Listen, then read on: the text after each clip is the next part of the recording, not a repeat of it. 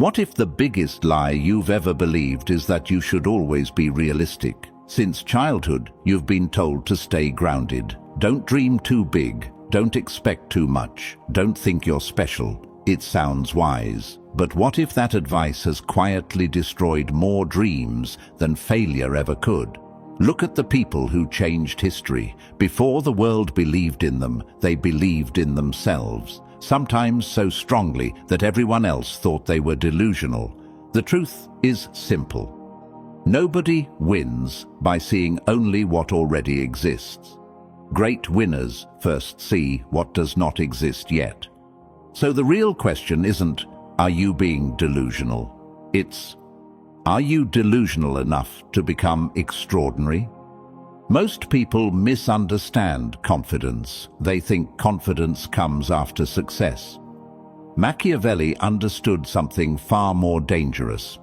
People don't follow certainty because it has proof. They follow certainty because certainty creates proof. Your beliefs shape your actions. Your actions shape your identity. Your identity shapes your future. That means your future is often decided long before reality catches up. In this video, you'll learn why ordinary thinking keeps people trapped, why extraordinary people think differently, and how strategic self-belief can become your greatest competitive advantage without losing touch with reality. Because sometimes, winning begins with believing something the world refuses to believe. Before we move forward, I want you to drop this affirmation in the comments. I believe first. Let's go. Number 1, the psychological trap of realism. Let me ask you something. Think back to the last time you had a really big idea, something that genuinely excited you. Now think about what happened next. Did you chase it? Or did a voice in your head, or someone around you, say, be realistic?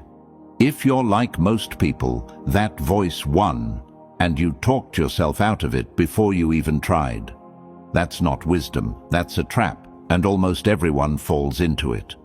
Here's the thing about being realistic. On the surface, it sounds responsible. It sounds mature, like something a smart, grounded person would say. But when you dig into what it actually does to people, what it actually produces, the picture looks very different. Realism, the way most people use it, doesn't protect you from failure. It protects you from trying. And those are two completely different things. When society tells you to be realistic, what it's really saying is, stay where it's safe. Don't go further than where we've already been. Don't want more than what's already been proven possible. And on the surface, that feels responsible. But underneath, it's fear dressed up in sensible clothing. Think about how this starts. You're a kid. You tell someone your dream. Maybe you wanted to be an astronaut, a professional athlete, a famous musician, or the founder of something big. And the adult in the room, someone who genuinely cared about you, looked at you and said something like, that's sweet, but you should have a backup plan. They weren't being cruel. They were passing on what they had been taught. They had been told the same thing when they were young. And that message got handed down generation after generation until playing it safe started to feel like intelligence. But here's what nobody told you. Every single thing you use in your daily life, your phone, the internet, the car you drive, the medicine that saves lives, was built by someone who refused to be realistic. Someone who looked at a world that didn't have that thing yet and said, I'm going to build it anyway. Every world-changing invention started as an unrealistic idea. Now here's where this gets really personal and really dangerous.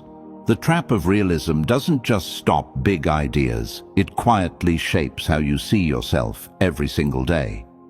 When you shrink your goals to avoid judgment, you start building a smaller identity. You stop thinking like someone who creates things and start thinking like someone who just reacts to things. And once that shift happens in your mind, it starts showing up everywhere. You stop raising your hand. You stop applying for the bigger opportunity. You stop saying what you actually think. You start waiting for someone to give you permission to want more. And that permission almost never comes.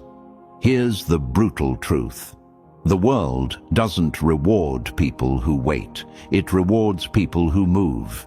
And you cannot move boldly when your thinking is chained to what already exists.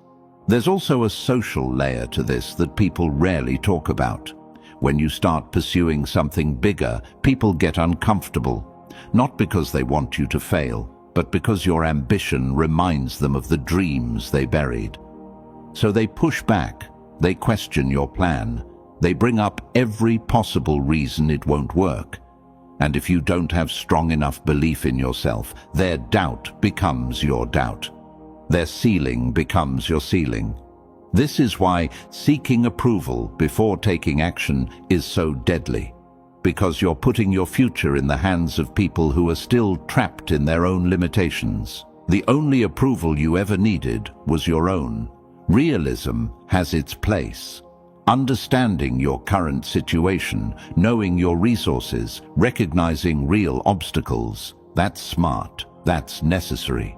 Nobody is saying ignore reality completely. But there is a massive difference between understanding reality and being limited by it.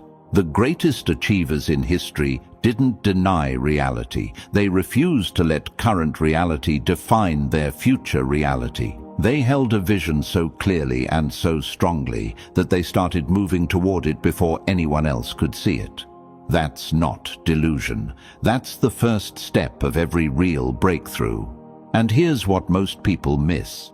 Extraordinary goals are supposed to sound unrealistic at the beginning. That's how you know they're worth chasing. If your goal doesn't make someone slightly nervous or uncomfortable, it's probably not big enough to change anything. Small goals don't require courage. Big ones do. So the next time someone tells you to be realistic, ask yourself one thing. Realistic compared to what? Compared to what's already been done?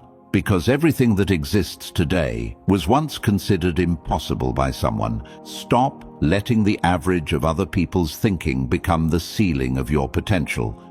Drop this affirmation in the comments. My vision is valid. Number 2. Delusional self-belief as a competitive advantage.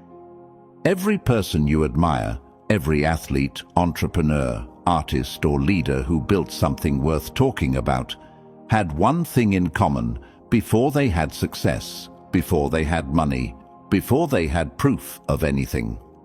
They believed in themselves first, not after the results showed up, not after people started clapping, not after the numbers made sense. Before all of that. And to the people watching from the outside, that kind of belief looks crazy. It looks arrogant. It looks like someone who doesn't understand how the world works. But here's the reality. That belief wasn't irrational. It was strategic. Most people have the order backwards. They think the sequence goes like this. Work hard, get results, then feel confident. And sure, that sounds logical. That sounds fair. But that's not how high performers actually operate. The real sequence looks different. Belief comes first. Then decisions change. Then actions change. Then results.